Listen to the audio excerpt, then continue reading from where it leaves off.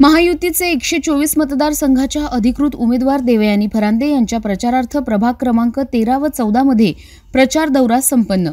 दिनांक 12/11/2024 रोजी नाशिकमध्ये विधानसभा मतदारसंघाच्या महायुतीच्या उमेदवार देवयानी फरांदे यांच्या प्रचारार्थ प्रचाराला प्रभाग क्रमांक 13 व 14 या परिसरात जोरदार प्रचार दौरा संपन्न झाला। यावेळी चव्हाटा येथून सुरुवात झाली, त्यानंतर छपरीची तालीम, गजराज चौक, शिरीष कुमार चौक, मोडकेश्वर वसाहत, काझीगडी, कुंभारवाडा, शीतळादेवी चौक, स्वामी विवेकानंद चौक अशा विविध परिसरात प्रचार दौरा करण्यात आला। यावेळी नागरिकांनी चांगला प्रतिसाद दिला। यावेळी महायुतीच्या पदाधिकाऱ्यांनी बोलताना अधिक माहिती दिली। प्रभाग क्रमांक 13 आणि 14 मिळून म्हणजे संपूर्ण जुन्या नाशिक परिसरामध्ये आमदार देवयानीताई फरांदे या ज्या महायुतीच्या उमेदवार आहेत, या कमळ या निशाणीवर उभ्या आहेत, तर त्यांची संपूर्ण जुन्या नाशिकमध्ये एक भव्य दिव्य अशी रॅली निघालेली आहे। त्या रॅलीमध्ये खूप मोठ्या संख्येने नागरिक स्वागत करत आहेत। त्याचं कारणही तसं आहे की सगळेजण आत्तापर्यंत जे म्हणत होते की जुन्या नाशिकमध्ये डेव्हलपमेंट होऊ शकत नाही, पण ताईंच्या माध्यमातून हा जुन्या नाशिकचा परिसर जो आहे आमचा, तर तो छोट्या छोट्या समाजांनी बनलेला आहे, तालमींनी बनलेला आहे। तो आमचं माळी समाजाचं मंगल कार्यालय असेल, कुंभार समाजाचं मंगल कार्यालय असेल, साळी समाजाचं मंगल कार्यालय असेल, अशा छोट्या छोट्या समाजांना एकत्र घेऊन त्यांचे समाज मंदिरं बांधले। आपल्या जुन्या नाशिकमधलं तालमींची संख्या खूप मोठ्या प्रमाणावर आहे। मग संत गोरेबाका कुंभार तालीम असेल, आमची छपरीच्या तालमीला देखील आंतरराष्ट्रीय दर्जाची कुस्तीची मॅट ताईंच्या निधीमधनं झालेली आहे।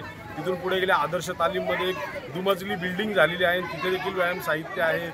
बंडू असतात तालीम आहे, गुलालवाडी व्यायामशाळा आहे, त्याच्यानंतर खाली गेलं तुम्ही ओकाची तालीम आहे, दांडेकर दीक्षित तालीम आहे, यशवंत व्यायामशाळा आहे, अशा घनकर गल्ली तालीम आहे। खूप मोठ्या प्रमाणावर ताईंनी मंदिरांचा आणि तालमींचा विकास केलेला आहे। तर त्या विकासाच्या जोरावरच या जुन्या नाशिकमध्ये ताईंना भरभरून प्रेम करणारी नागरिक आहेत। आणि मी या निमित्ताने फक्त एवढंच सांगेन की ताई या निवडणुकीमध्ये विकासाचा अजेंडा घेऊन, एका खांद्यावर विकासाचा अजेंडा घेऊन आणि दुसऱ्या खांद्यावर हिंदुत्वाचा झेंडा घेऊन चालले आहेत आणि त्यांना मतदार 100% मागच्या 2 वर्षापेक्षा 2 वेळेपेक्षा यावर्षी प्रचंड बहुमतांनी विजयी करतात। नमस्कार, मी ॲडव्होकेट पवन अशोक गुरव, जुने नाशिक मंडल सरचिटणीस भाजपा। खरं तर बघायला गेलं तर ताईंना खरं प्रचाराची गरजच नाही। गेल्या 10 वर्षापासून जर आपण बघाल तर ताईंनी प्रचंड विकासाचे कामं या नाशिकमध्ये विधानसभेमध्ये केलेले आहे। जुने नाशिक परिसरामध्ये अनेक धार्मिक स्थळं, जुने धार्मिक स्थळं आहेत ते आहेत, त्यांचा देखील विकास विविध समाजांना निधी मिळवून देण्याचं काम ताईंनी केलेलं आहे।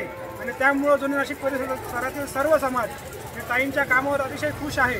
त्यामुळं सर्व समाज ताईंच्या पाठीशी उभा आहे। त्याचप्रमाणे ताईंनी जे हिंदू धर्मीय बांधवांचे मंदिरांचे कामं करून दिले, त्यांचे जीर्णोद्धार करून दिले, त्यामुळे देखील ताईंच्या पाठीमागे मोठ्या प्रमाणात हिंदू समाज उभा आहे। आणि निश्चितपणे ताई येत्या 23 तारखेला निवडून येतील, प्रचंड मताने निवडून येतील आणि गुलाल आमचाच असेल। मी अमोल मानकर, जुने नाशिक रहिवासी।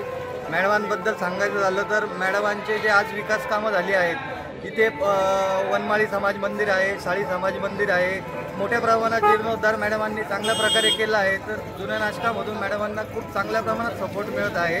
तर मॅडम विजयी होतील हे निश्चित आहे।